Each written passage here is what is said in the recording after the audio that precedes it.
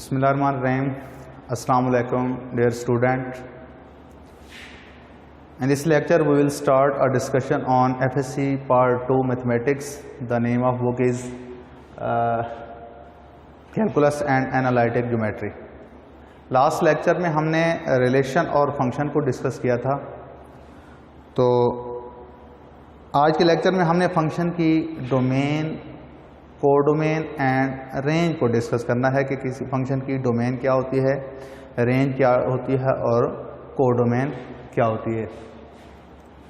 तो जैसे कि मैंने आपको बताया था कि फंक्शन की जो मैपिंग, उसको फंक्शन को डिनोट एफ से किया जाता है और दो सेट यूज़ किए जाते हैं। तो f is a function from x to y। तो इसमें डोमेन क्या होती है? सिंपली तो डायरेक्ट यानी अगर शॉर्ट कहा जाए कि फंक्शन में जो दो सेट यूज़ होते हैं, जो सेट x होता है वो फंक्शन की डोमेन कहलाता है। जो सेट y यानी जो दूसरा सेट है, मतलब कि जो आपका सेकंड सेट यूज़ है मैपिंग में, वो कोडोमेन कहलाता है। यहाँ पे चीज़ आती है रेंज। रेंज क्या होती है?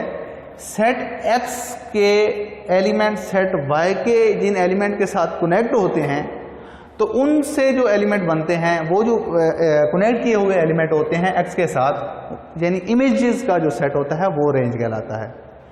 रेंज और कोडोमेन एक चीज़ नहीं है। कुछ फंक्शन हैं जिनकी रेंज और कोडोमेन सेम आ जाती है, लेकिन ज़रूरी नहीं कि हर दफ़ा फंक्शन की कोडोमेन और रेंज एक ही आए, डिफरेंट भी हो सकती हैं। इसी कोडोमेन और रेंज के डिफरेंस की बुनियाद पे ही हम पार्टीशन करते हैं कि फंक्शन 1 कब होता है, इनटू कब होता है, ऑनटू क्या होता है। ये हमने फर्स्ट ईयर में पढ़ा था। तो डोमेन की हम थ्योरेटिकल डेफिनेशन क्या होती है? कलेक्शन ऑन सेट, यानी वो जो सेट आपका बना है वो किस तरह की कलेक्शन पर मुश्तमिल होगा? Of the value which a function is defined. मतलब कि आपका जो सेट यूज हुआ है x, ठीक है, तो इसके वो वाले एलिमेंट जिन पे फंक्शन डिफाइन है, वो वाली वैल्यू आप फंक्शन में से, सेट में से निकाल देंगे जहाँ पे फंक्शन अनडिफाइन हो जाता है। ठीक है, आगे इसकी जब मैं एग्जांपल करूँगा तो आपको ये पॉइंट क्लियर हो जाएगा कि ये क्यों लिखा गया है कि which a function is defined. Second आता है कोडोमेन। फंक्शन की जो कोडोमेन है वो क्या होती है? वो है जो दूसरा सेट आपका यूज हुआ है मैपिंग में, वो क्या कहलाता है? कोडोमेन कहलाता है। रेंज क्या है? Set of value used by function as per domain.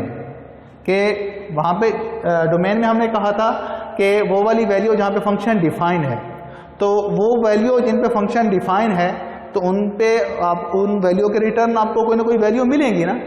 तो उन वैल्यू के रिटर्न में जो आपको वैल्यू मिलेंगी वही क्या कहलाएंगी?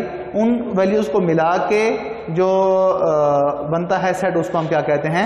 रेंज कहते हैं। तो अगर हम अपनी रियल लाइफ में बात करें फंक्शन की डोमेन, कोडोमेन और रेंज के बारे में, तो अब ये कंसेप्ट क्लियर हो जाएगा कि कोडोमेन क्या होता है, रेंज क्या होती है फंक्शन की, डोमेन क्या होती है। तो अगर हम रियल लाइफ में बात करते हैं, फॉर एग्जांपल आप शिकार के लिए जाते हैं, किसी जंगल में जाते हैं शिकार करने के लिए, तो वहाँ पे वो जो आपकी नंबर ऑफ बुलेट्स हैं, वो आपकी क्या है? डोमेन है। उस जंगल में टोटल जो आपके शिकार, जैसे मतलब आपकी कुछ परिंदों के शिकार के लिए गए हैं, वहाँ पे तीतर हैं, बटेर हैं, कुछ भी हैं, तो वो सारे जो परिंदे हैं या जानवर हैं, ठीक है, तो वो जंगल में टोटल शिकार है, वो आपकी कोडोमेन है। और वो जो आप बुलेट्स यूज़ करते हैं और उन बुलेट से जो आपको शिकार मिलता है, जो आपके हाथ शिकार लगता है, वो आपकी रेंज है। समझ आ गई बात की कि क्या है कि आप शिकार करने के लिए गए हैं, ठीक है, तो वो जो नंबर ऑफ बुलेट्स हैं आपके पास, वो आपकी डोमेन है। और जंगल में टोटल जो शिकार हैं आपके, जिस चीज़ का शिकार करने के लिए गए हैं, तो वो टोटल एशिया जो है वो आपकी कोडोमेन है। और बुलेट्स के रिटर्न में आपको जो आपने शिकार किया है, जो आपको मिला है, वो आपकी रेंज है। एक और एग्जांपल देख लेते हैं। मसलन आप शॉपिंग के लिए गए हैं शॉपिंग मॉल, ठीक है, तो आपकी जो पॉकेट मनी है, आपकी जेब का जो टोटल जो आपके पैसे हैं, जो पॉकेट मनी है, वो आपकी डोमेन है। और बाज़ार में पड़ी हर एशिया को डोमेन है। और वो जो पैसे आप बाज़ार में खर्च करते हैं, खर्च करने से जो आप शॉपिंग करते हैं, तो वो जो शॉपिंग किए गई एशिया हैं वो आपकी रेंज है। समझ आ गई बात की कि कोडोमेन और रेंज में क्या फ़र्क है। बाज़ार में टोटल पड़ी हर एशिया जो है वो कोडोमेन है, लेकिन पैसे देने के मुतबादिल जो आपको कुछ एशिया मिली हैं, वो जो एशिया हैं वो आपकी क्या है, रेंज है। ठीक है जी। तो उम्मीद करता हूँ ये आपको डोमेन, कोडोमेन और रेंज की समझ आई होगी। ठीक है, अब हम इसकी कुछ एग्जांपल देख लेते हैं, मैथमेटिकली फंक्शन की डोमेन, रेंज और कोडोमेन को डिस्कस कर लेते हैं। तो ये मैंने दो फ़र्ज़ कर ली हैं सेट। आगे जब आप सिलेबस में आप करेंगे, एग्जांपल्स करेंगे या क्वेश्चन करेंगे, तो वहाँ पे वो फंक्शन डिफाइन करके दिया जाएगा, उसके मुताबिक आपसे डोमेन रेंज के बारे में पूछा जाएगा। ठीक है, तो ये मैंने जनरली एग्जांपल ली हैं। फॉर एग्जांपल ये जो सेट x था उसको मैंने कह दिया है कि वो 1 2 3 के इक्वल है। जो सेट y है उसको मैंने कह दिया कि उसके एलिमेंट्स a एंड b हैं। तो चूंकि हमने फंक्शन जब पढ़ा था तो वहीं पे रिलेशन को देखा था कि वो जो दो सेट होते हैं उनका प्रोडक्ट करें तो वो कार्टेशियन प्रोडक्ट बनता है। उस कार्टेशियन प्रोडक्ट के सेट में से कोई भी हम सबसेट लें तो वो सबसेट क्या कहलाता है, रिलेशन कहलाता है।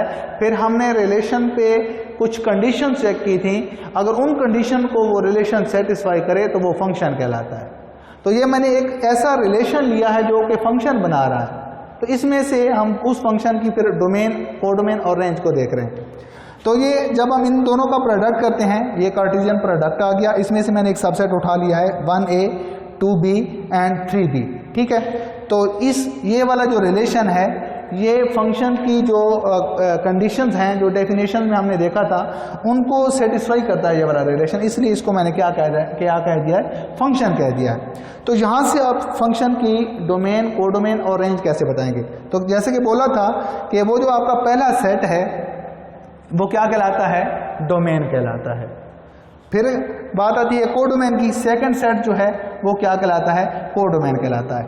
तो ये डोमेन क्या होती है, हाँ, फंक्शन का जो सेट है, ठीक है, उसके ऑर्डर्ड पेयर के पहले एलिमेंट्स को मिला के अगर सेट बना दिया जाए तो वो फंक्शन की डोमेन कहलाता है। तो ऑर्डर्ड पेयर के जो पहले एलिमेंट हैं 1 2 एंड 3, इनको मिला के एक सेट बना है।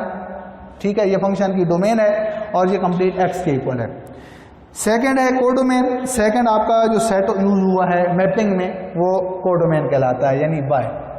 और रेंज क्या होता है कि x के एलिमेंट जो सेट y के एलिमेंट के साथ जुड़े हैं, तो जो आपको इमेजेस मिले हैं वो एलिमेंट्स मिला के सेट बनाए तो वो रेंज बन जाता है।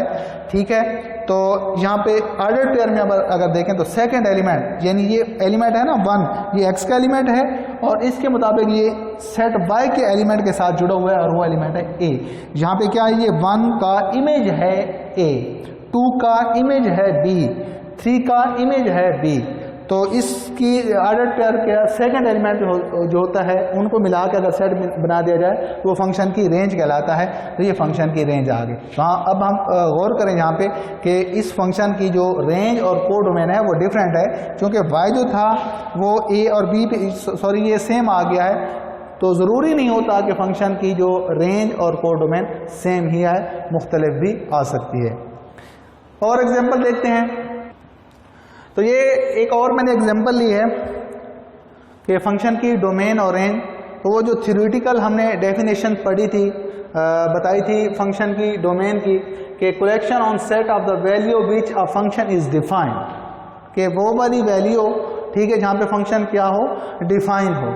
तो अगर हम बात करें रियल वैल्यू फंक्शन की, रियल वैल्यू फंक्शन क्या कहलाता है, एक ऐसा फंक्शन जिसका दोनों जो सेट आप यूज़ करेंगे वो रियल टू रियल यूज़ करें, यानी दोनों जगह आप सेट ऑफ रियल आर वाला सेट यूज़ करें। तो ये मैंने एग्जांपल ली है कि आप बताएं जी कि एक फंक्शन है जिसको कुछ इस तरह डिफाइन किया गया है, f of x is equal to 1/x। ये मैथमेटिकल फॉर्म है जो हमें किसने बताया था,